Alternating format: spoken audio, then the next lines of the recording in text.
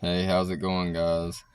So in today's video, we're going to be working on the window switch.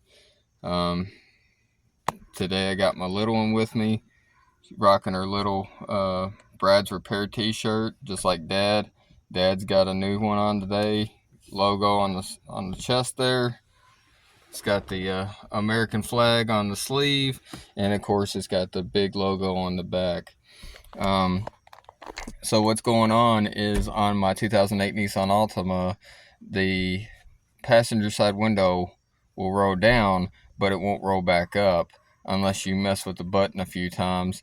So I'm going to try to see if I can get it to do it again, and then we're going to try to see if we can't fix it or if we're going to end up having to replace it. Okay, so I'm going to go ahead and turn the power on to the vehicle. We're going to see if we can't go ahead and get this as a demonstration. I'm going to go ahead and hit the switch there. We're going to pull it down like that and still hitting the switch. See, now I'm holding up on that switch. I don't know if I can get that in there or not, but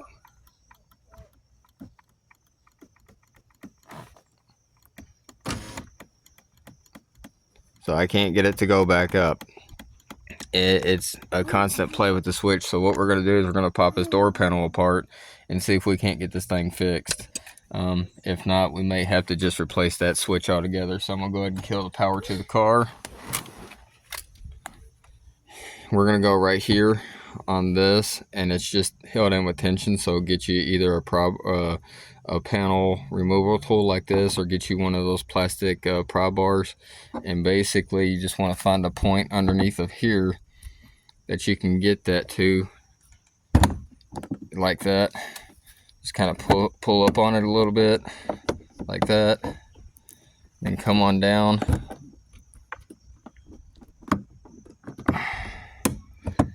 I don't recommend using a screwdriver, but if you got to, you can. It's better if you get one of the plastic trim tool removal. But for some people, that's not always an option. So I'm going to go ahead and try to get you guys set up here where you can see what I see. And then we're going to get this apart. Okay. So we're going to go ahead and pull this panel off, like I said.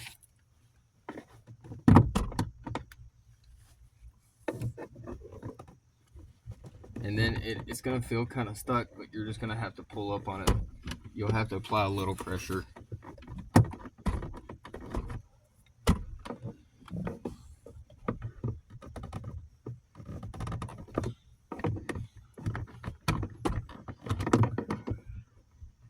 Where's that? There we go. And one final one right back here.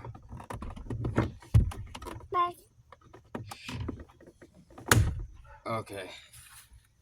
Now, I figured that would happen. That one actually broke on me, but that's fine. I figured it would. So then once you got that panel popped off, then what you got to do is you got to get this panel off. And then all you got to do that is just come up here, find you a good point to kind of lift on like that. You'll see it start to lift, and then just work your way around and do the same thing, just pry up. So I'm gonna get that off, and then we'll move on to the next thing. Now we've got that off.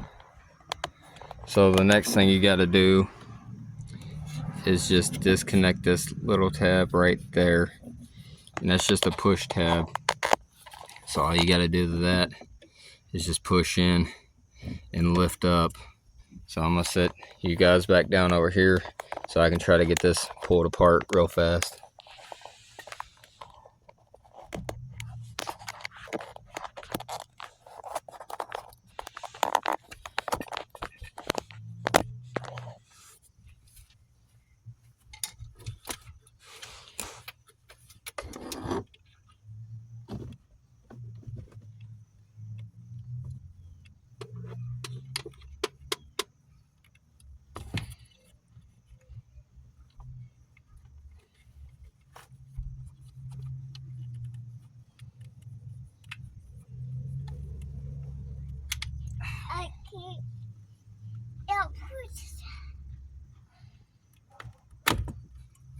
Okay.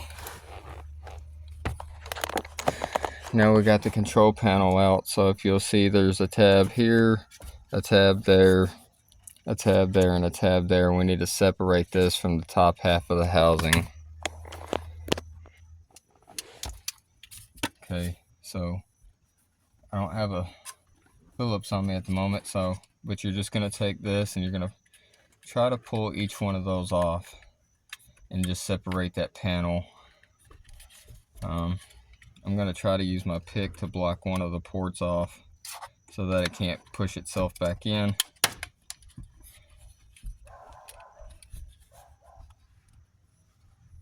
This part might be a better portion to use a flat tip screwdriver on if you have one, just to kind of lock it into place there. Then you'll do the same thing on the opposite side. Just try to pull out on it as you're going so you can actually pull it apart.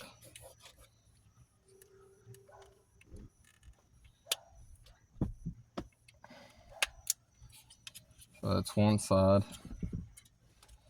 Then I'm going to try to still apply that pressure to release that other side.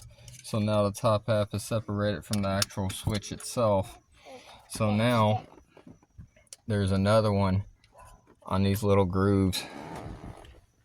Right there, right there, right there, and down one at the end, and we're going to separate that housing from it as well. So generally, if you start to pop it free on one side, you'll feel it kind of lift a little bit.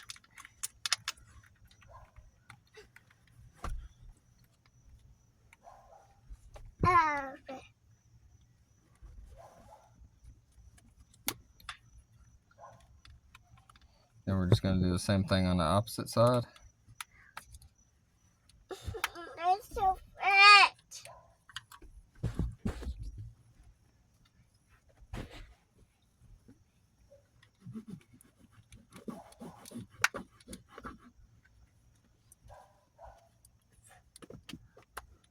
Like that. And like that. Okay. So now we're down to that. So here is where your up and your down is on your contact points. Those are what makes contact. So what I need to figure out is if there's a way to get inside of that to be able to do some repair on it. Make sure maybe the contacts aren't dirty or something. So I'm going to pull up on these little tabs here and try to get this little aluminum plate by barely putting any pressure on it to see if I can get it to disconnect itself.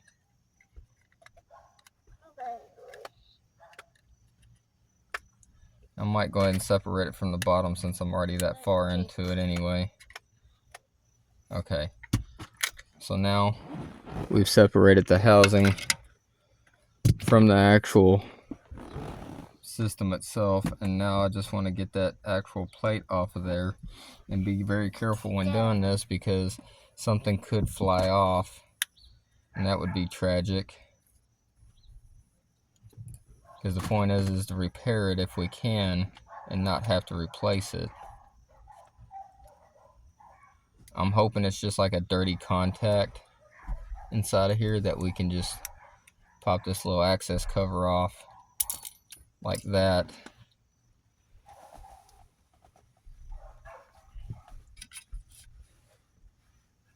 And maybe just be able to clean inside of here.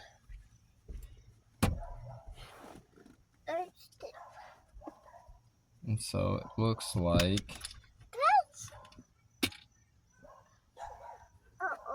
to me, it looks like this would sit down in here like this, and then that would rock back and forth like that, which would in turn cause a dirty contact, and then there was 2 points of release. So I'm thinking this must sit inside of here somehow like this to keep tension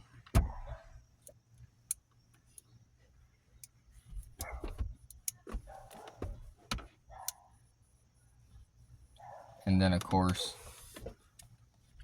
you have your little copper contacts inside. So if I pull both of those off, I don't know if I can pick that up on camera or not. Those are pretty dirty in those contacts. So I'm gonna actually take my little pick that I have here. I'm gonna try to pull those little contacts out so I can see what they look like underneath.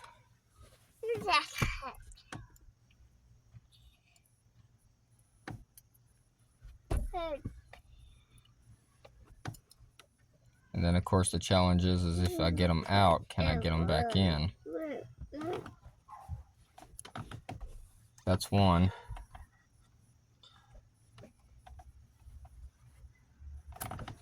And that's two.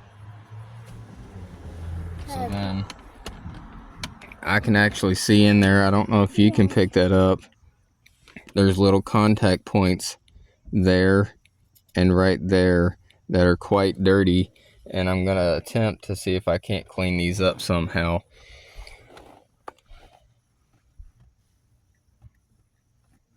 I'm just gonna use my pick and try to scrape the end of it to clean it up. Usually I would use like a 3000 grit sandpaper just to get in there, but I don't have that at the moment.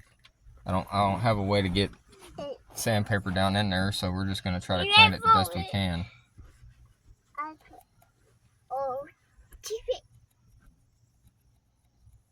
And it is definitely quite dirty in there.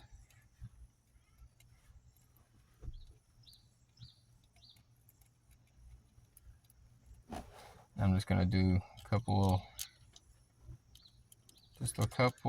I'm not even putting any pressure, just a couple light rubs across it just to get all the dirty off from it. You could probably achieve the same thing with an electrical cleaner. I just don't have any at the moment. So I'm just gonna, like I said, you don't want to dig at it. You just want to barely rub across it just to get it back to where you can see the copper and the contact points. And just clean it the best you can.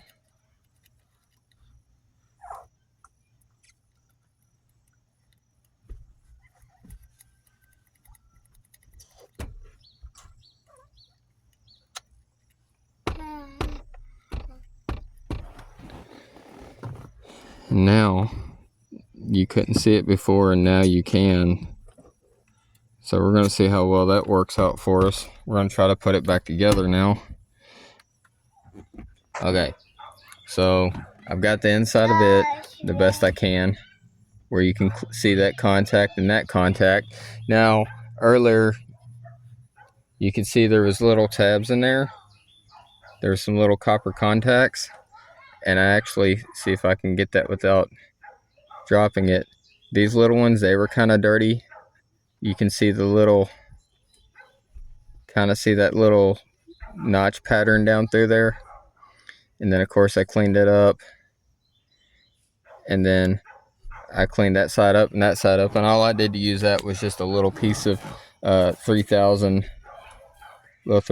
grit sandpaper and just lightly went over it. And I'm going to do the same thing for the other contact. And then, like I said, I'm going to try to carefully reassemble these pieces. So this is one I haven't done. So you can kind of see the dirty right there. So I'm just going to take my sandpaper. I'm not going to apply any pressure. I'm just going to lightly run it across it. And you just want it to where you see clean again. And depending on how dirty or how bad it is, it might not even appear like copper. It might not even look like copper anymore. It might have wore past it. So you can kind of see that now, how clean that is. You don't want to apply any pressure. Then you can see the back of that, how dirty that is. I'm going to try to clean that up. Like I said, no pressure. Just lightly rub over top of it.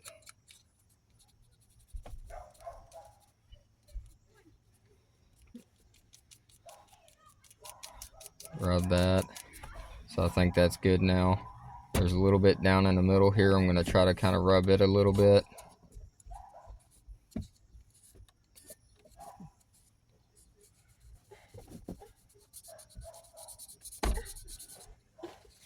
you go. And then there's, if it'll pick up, you can kind of see the dirty on that very tip of that there. So then for those little lines there, I'm actually going to use my little pick and I'm just going to lightly rub over top of it. Try to get in between those.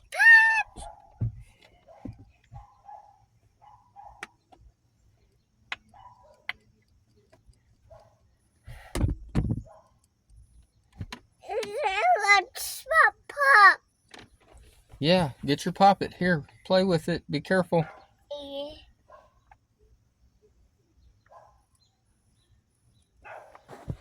Okay, and then one more pass with the 3000 grit. I'm going to follow the pattern of those groove lines. Follow the pattern of the groove lines.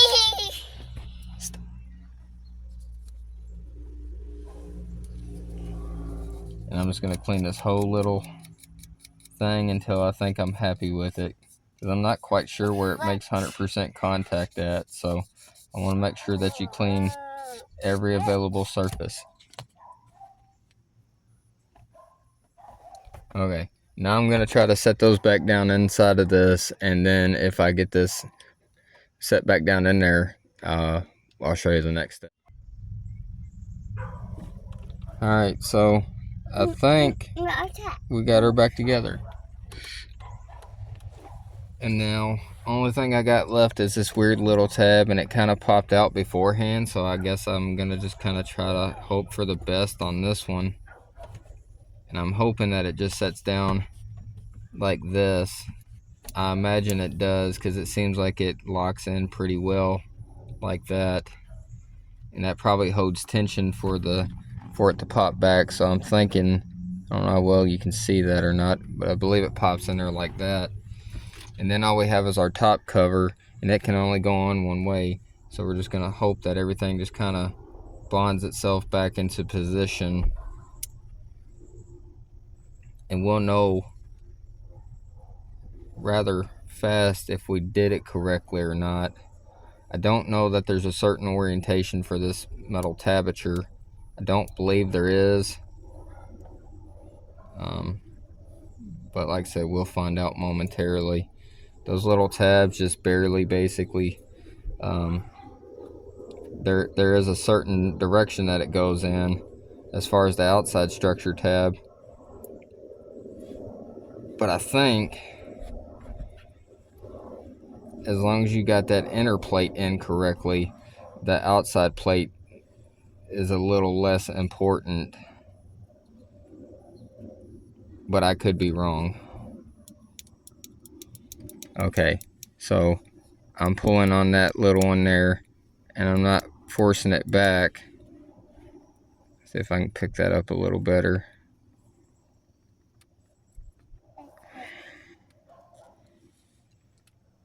There we go. So you can kind of see that springing back. So that one's not springing back as good. So I might have to flip this plate around. Let me try that. Let me just flip this plate. I'm going to carefully flip it this time, because I know it's under tension. And I'm able to just pop this off with my just using my fingernail, so it tells you that it can't be super tight on there. So I got that loose again. Like I said, I don't think there's a wrong way for this. I could be wrong. I would imagine that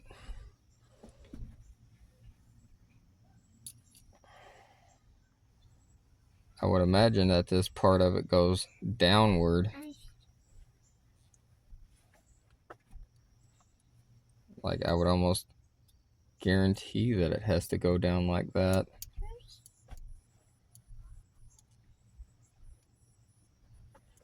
But if I do that, what if I do it this way, just hypothetically? Okay, so it might actually go like that. camera's not doing too good tonight. There you go. You see where the little prongs are upwards? I believe it goes like that. And then you have your normal cover plate that goes on top.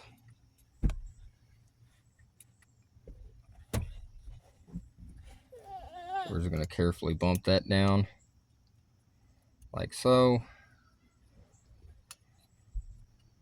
Make sure that everything locks in.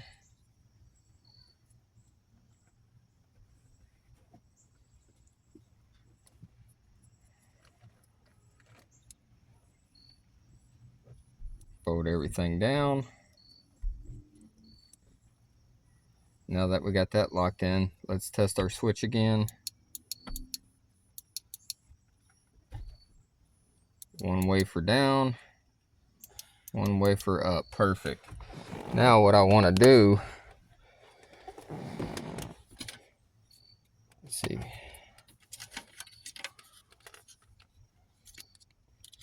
Okay. I'll set this back inside of its housing. Inside of the clear plastic housing like that. It only goes on one way.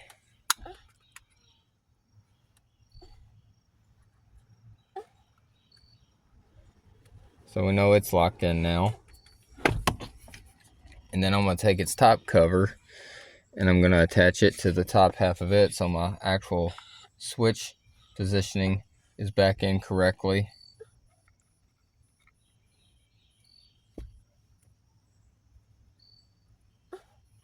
Like this.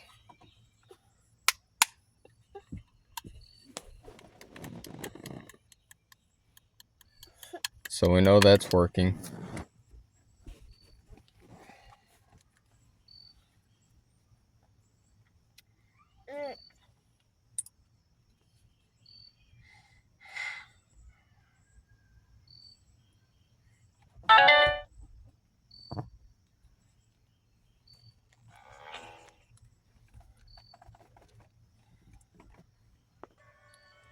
Okay, so now I got the whole housing together. Now what I'm gonna do is, if I can get it where you guys can see,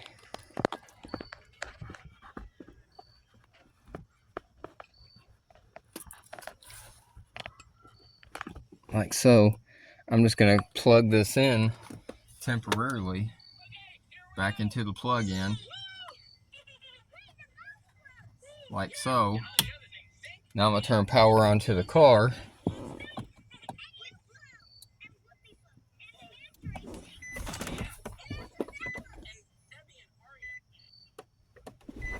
Now we got full power to the car. Let's see what happens.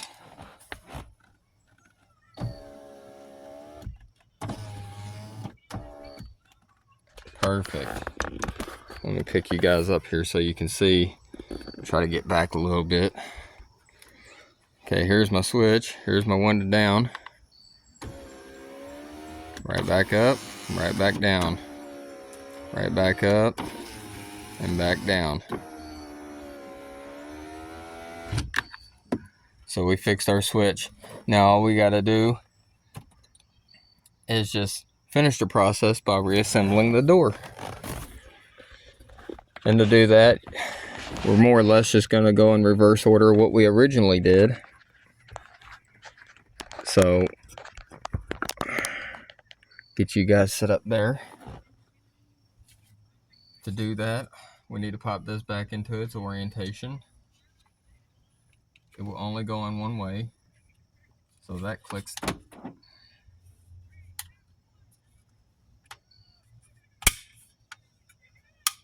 Back in, make sure all the tabs are good.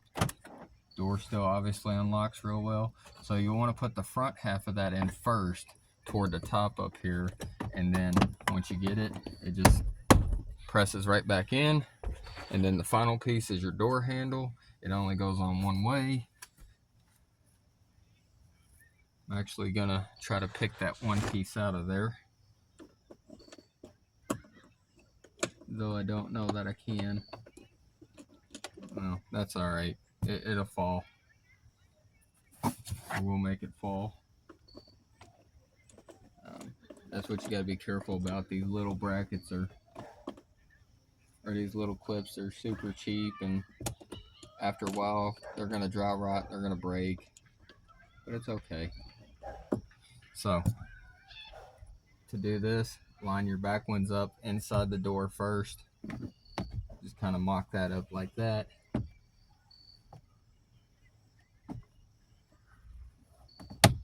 Once you get everything, start on the back half first. You'll feel it kind of click into place back there. Then just like that. And then of course we're going to do one more test. We're going to power back on.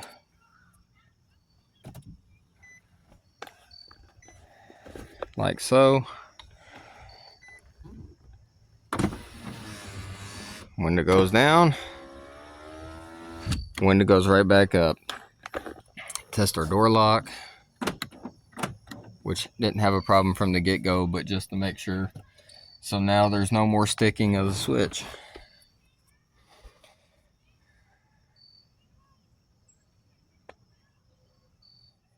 So there you go.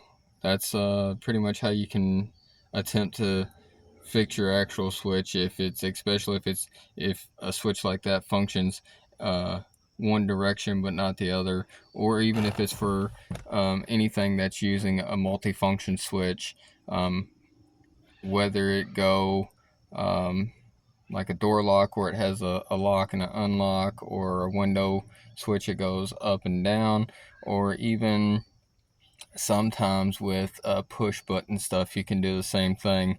You just want to get in there, you want to find a way to get the contacts nice and clean. If it's a small tight area like I had, use a pick, or if you feel confident enough, fully disassemble whatever will come apart and get in there.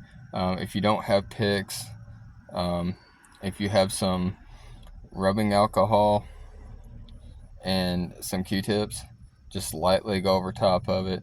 If it's not sharp, if it's sharp, you'll get some of that cotton in there, and eventually it's gonna create an interference between the two. So yeah, you can pretty much do that with any type of switch as long as you feel confident enough in it. 3000 grit sandpapers or picks. If you don't have any type of sandpaper or picks to get in small areas, rubbing alcohol and a Q-tip, just lightly go over it. Just be careful if there's any sharp contacts in there that cotton can get stuck to. But yeah, that's pretty much it, guys. Hopefully that helps you in some way, shape, or form. I know this seems to be a common issue on these type of cars. Is the actual window switches on these tend to be a little bit of a problem. They tend to be problematic. I'm not sure why. But yeah, hopefully this helps you out. As always, guys, I appreciate it. Appreciate you guys coming back day after day, week after week. A lot of future plans for other videos coming up. But yeah, as always, like, share, and subscribe. I'll see you guys next time.